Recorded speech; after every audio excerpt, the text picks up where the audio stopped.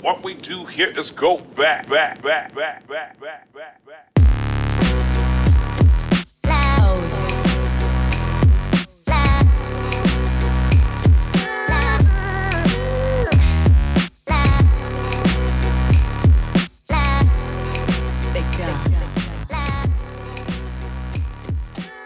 As you can see, right here behind us, if you follow me, that's a Native American Indian burial ground or a ceremonial mound. So there's a lot of history right here in St. John's, New Brunswick, Canada. So we're about to go to the Black History Center so we can learn a little bit more about the local Black history right here in St. John. What we do here is go back, back, back, back, back, back. Hey, how are you? Nice to see you. Welcome to the New Brunswick Black History Society. Thank you. Enjoy our space. It's here for you in regards to your history, in regards to both of us, and just an update on how things went in regards to us as far as Black Canadians. Give me a little bit more information around your history as well as mine. Welcome to our space. So this space is just 2 years old. It was opened in 2022. So we begin with Black Loyalists entering Atlantic Canada in regards to a proclamation that's given by the British. There's 30,000 Black and white loyalists gathered in New York, setting sail towards Nova Scotia, loyal to the British Crown in regards to their freedom.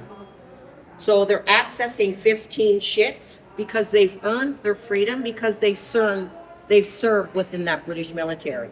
What happened was the British were down south going through plantations. And through those plantations, they're saying any Black person that will step away from their plantation and become part of their British military after 1 year of service will receive their freedom. So we're looking at Black Loyalists that came into Nova Scotia in 1783, and their families are still within this province. We're looking at the Richard family, the Leake family, the Eatman family. So our history did not start on the Underground Railroad. Our history started in 1783 with our emancipation around the American Revolutionary War and aligning with the British as far as British citizens. So this is the certificate that they would receive, and they needed to show that certificate to access those 15 ships that are waiting to come into Nova Scotia. So hence the Book of Negroes was formed, because the Americans said, we need our so-called property documented. So every Black person that got on one of their ships, that Black person was documented. So what families were doing, once they found out about that Book of Negroes, were looking for family names within that Book of Negroes. There's another copy within a museum within Nova Scotia. Our history went towards Nova Scotia. And then Nova Scotia was divided in 1784, dividing that Black community. So half of us ended up in New Brunswick, the other half in Nova Scotia. So when we were in Nova Scotia, we ended up within Birchtown, Digby, and Preston, within Charlottetown, Prince Edward Island as well. Here in New Brunswick, we're looking at Loch Lomond, Willow Grove, and Elm Hill. So every little dot that you see here shows those early Black settlements. These are the Black pioneers. That included women and children, because the goal was freedom. A lot of them served up to 8 years because it allowed them to go back down south with the British and emancipate other slaves. Tell other slaves that if you become part of the British military, you'll gain your freedom. So this is the first way we came in. This is set up in a timeline, giving different times when we entered Atlantic Canada. This is another way we came in. We came in with the Quakers, because the Quakers were being heavily persecuted in the United States for their religious beliefs, and also because they're not supporting slavery nor the war. So their homes are being seized, they're being heavily taxed, they're being jailed. So as a result of things, they set sail for Beaver Harbor in 1783. Spring, summer, they arrive dead of winter. Before they leave, they do this. They free their slaves. They arrive dead of winter. This is the community that greets them with food, clothing, and shelter. So within this space, we're recognizing the natural owners of the land are the Native people. Without them, these two communities would have frozen starved to death. So the Quakers, these are the descendants of those Quakers. This is Ralph Thomas. He's a co-founder of the New Brunswick Black History Society that was formed in 2010 along with David Peters. He's contacted in 2014 because they want to recognize what happened within Beaver Harbor. Community plaques go up, recognizing that community grew up to 800 people. Also, a replica of their meeting house. They're a religious group. So a replica of the meeting house on the space where their original meeting house was. Also, a plaque recognizing that Native community that without them, they would have frozen, starved to death. Another way we came in, proclamation goes out again in regards to the British. And this is a proclamation as a result of the War of 1812, the American Revolution, the American Civil War in regards to dividing the country between the North and the South. We have the Watsons coming into Grand Bay, Westfield, and settling. We have William Watson, Samuel Smith working 50 acres. They apply for those 50 acres. It takes 14 years to hand over the land, but we see them within Grand Bay, Westfield. They have a homestead. And that name, Watson, is now within the Grand Bay, Westfield area. Another early Black settlement. As you're going through the space, you're going to see different things in regards to the way that we came into Atlantic Canada on the Underground Railroad. We came through Perth Andover, Maine. We never went through Upper Canada, where Harriet Tubman was. Through Atlantic Canada, we came through Perth Andover, Maine, along Thomason Lake, again staying in Quaker churches and homes, because we traveled at night and slept during the day. So during the day, we were supported by, again, that Quaker community in regards to food, clothing, and transportation. This talks about Willow Grove and the community of Willow Grove, and that being established as a result of those Black refugees. This is Edmund Duval, who lived amongst that community, raised funds for their church because they were having church in this building in a log cabin. He raised funds for that community, so within that community, you're going to see markers recognizing him and his families and the Black refugees that went into that area. Number 2 Construction Battalion, men that served for the First World War that were charged away the first time. We had our government officials in Toronto in 2022, recognizing them and their families and giving an official apology to those men in regards to those families that served for the First World War. Constant Timberlake, part of the Hector family of Sparkle Road, Black Loyalists. She went into the United States and received her doctorate around education. She was part of Dr. King's March on Washington and voting rights down south. Also, she was part of Jimmy Carter's administration and Ronald Reagan's administration around continuing education. Why? Because her father supported education around his daughters. So her father was a feminist before female feminists came on site, because he wanted his daughters to have control, complete control over their lives. Artifacts that were given to us in regards to people within our community, things that they received during their travel, that kind of just speaks to us as far as Africa. What we've noticed, though, is that some of the things that are very similar when it comes to the Native community, like this basket right here. The double diamond fuses the African symbol of justice, but within the Mi'kmaq Native community, it symbolizes unity. So the same things when it comes to the beading and the coloring and things like that in regards to symbolism and culturally, us crossing over culturally.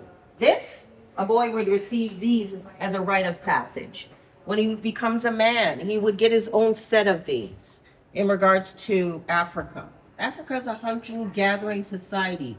It consists of 54 countries. It's a continent.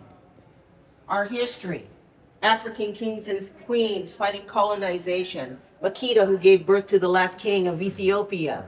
Akhenaten, who believed in one single God, and his Cleopatra as his queen. This is our history. Shaka Zulu, warrior prince. We're looking at Mansa Musa, who had the most gold in the world at one time. This is our history. We're looking at our Black athletes.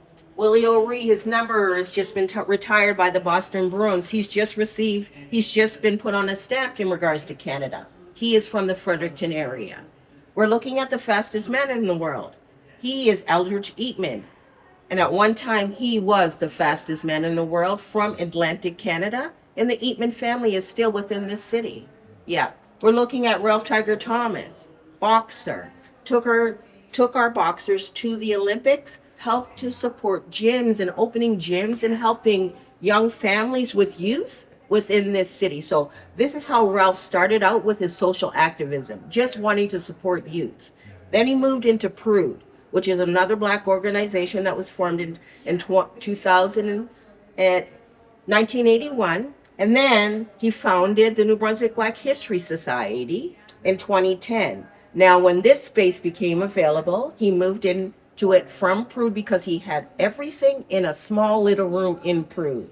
So in 2022, he opened this space, and we've been giving guided tours ever since. More of our history. We have so much of it. So a lot of it, like I said, started in Nova Scotia. So we have a lot of history in regards to some of that history in Nova Scotia, moving into New Brunswick. So a lot of it's been documented through Prude, through the New Brunswick Black History Society. So what we're trying to do is organize it so everybody has a chance to at least see it. The Gordon family. We're looking at the Gordon family in regards to the opening of this house, the Gordon House. The Gordon families are descendant of James Gordon in regards to Black Loyalists that came in during 1831.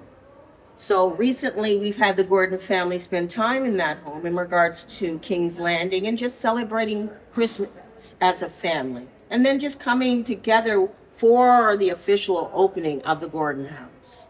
King's Landing, another one. Solomon Kendall. What this shows is men that served in regards to that British Army and the muster call. Also what it shows here, when we had these on bigger banners, it showed the diversity in regards to those men that served, because it was Africans that served, it was French that served, it was Native men that served, and all of them received land beside each other. Derogatory names and spaces. This is what the New Brunswick Black History Society has been working on in regards to what's been completed today in regards to the names, the locations, and the new title in regards to respect around our communities. Things that came out of the Leek Taylor home in regards to artifacts. We know that this family eventually had money, because we can tell by the way they're dressed. And no one could afford a photograph unless they had some money. Yeah, so we see that some families did succeed. Not everyone failed. This gives us some information on our different stamps that we received over the years. This is Willow Grove. So we received the Willow Grove stamp in 2021 talking about that early Black settlement. This talks about Mathieu Da Costa, who was a free man, and his mom was from the Benin community, which is to Nigeria today. He spoke 7 different languages. He helped to establish and support the founding of Quebec City in 1604. So we were seafarers and explorers. We were free men and women. And we were supported in the world in a specific way until slavery started. And then the world started seeing us in a different way. At one time, kings and queens used to meet with us just like any other kings and queen in the world. So when they went to Africa, they just didn't take anybody. They took the best of the best. They took kings, they took queens, they took the best, they took the warriors. Let me show you Thomas Peters. This is Thomas Peters. He's a Nigerian prince. He's captured, he's taken into Louisiana, then North Carolina. And then from there, here's the British moving through. He runs to them, he joins their military, he becomes a sergeant amongst them.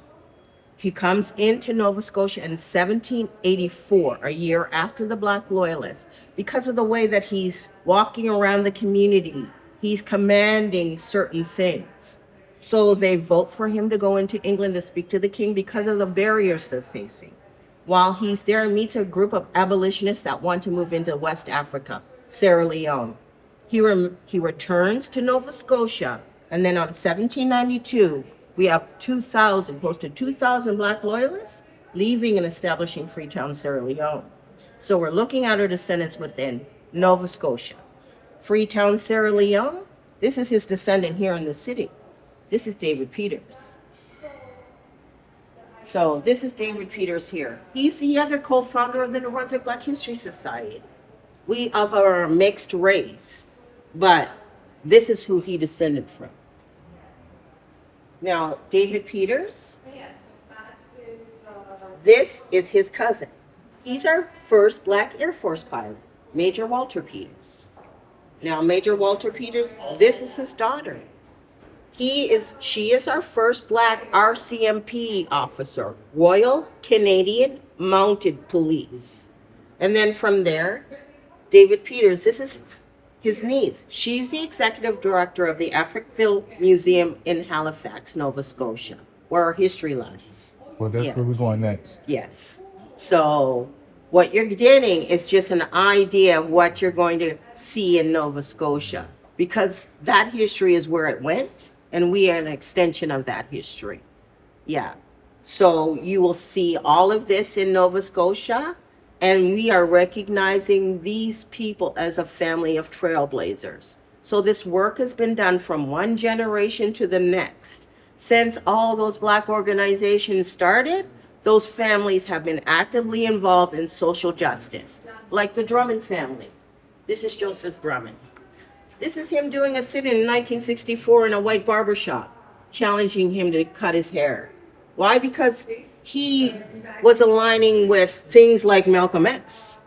Yeah, the Black Muslim movements who came into New Brunswick during that time. Oh yeah, we had them here. Yeah. The NAACP. Oh yeah, we had them here, as far as a chapter.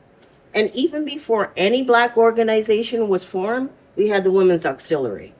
They supported us. These are our ladies.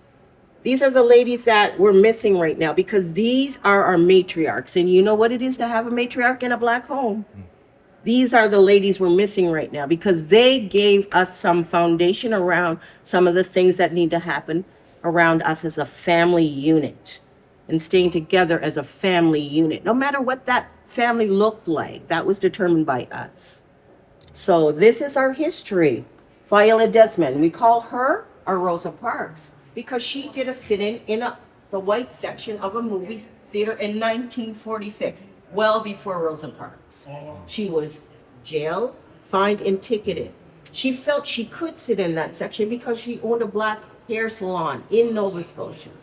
So she felt she was entitled to be there. So she purchased a ticket and she sat down. And she was taken from that seat, arrested, and put in a jail cell. Yeah. And again, Mathieu Da Costa. Yeah. So take your time. You can go around the space again. I'll prepare some stuff for you to take when you go. Please. Yeah. Thank you. Welcome to First Wave. Thank you. Thank you so much.